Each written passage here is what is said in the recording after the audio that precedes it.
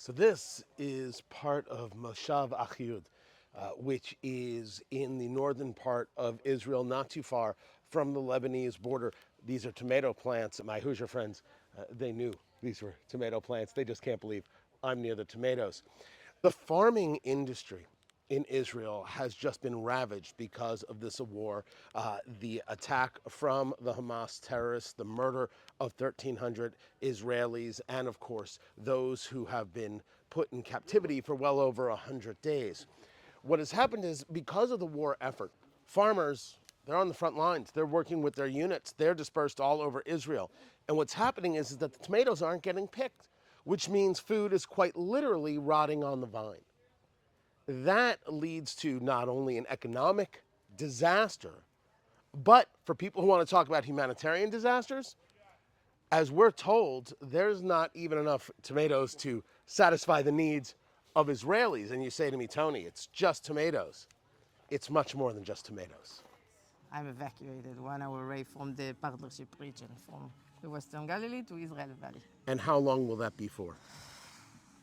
We're already there since October 8th, and they told us July. They told you July. For now, July. Maybe it will take longer. So it could be extended.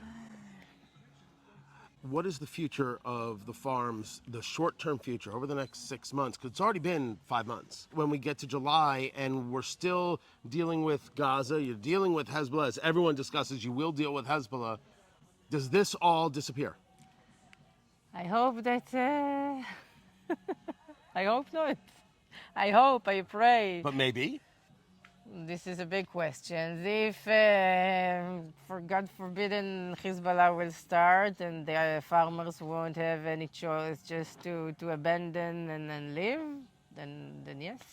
I don't even want to think of this option, but yes, the agriculture will die, and it's like generation on generation. One of the reasons I wanted to come to Israel was to tell the stories that weren't being told.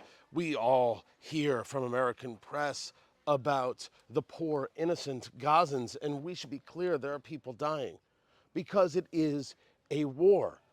But the numbers from Hamas that keep getting quoted by American media and American progressive politicians are in no way true and don't comport with what would be evidence in terms of cemeteries, in terms of hospitals. Their numbers are bunk. But what is not told is the effect this is having on Israelis.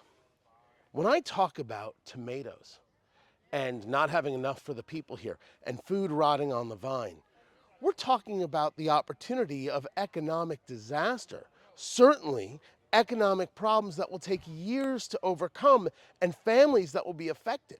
Families that have already been displaced because of this war. Families that have been moved out of their kibbutz or their moshav or their apartment or their house. Well, if there's no job to come back to, they don't necessarily come back. And that could mean that places like this have a real problem surviving.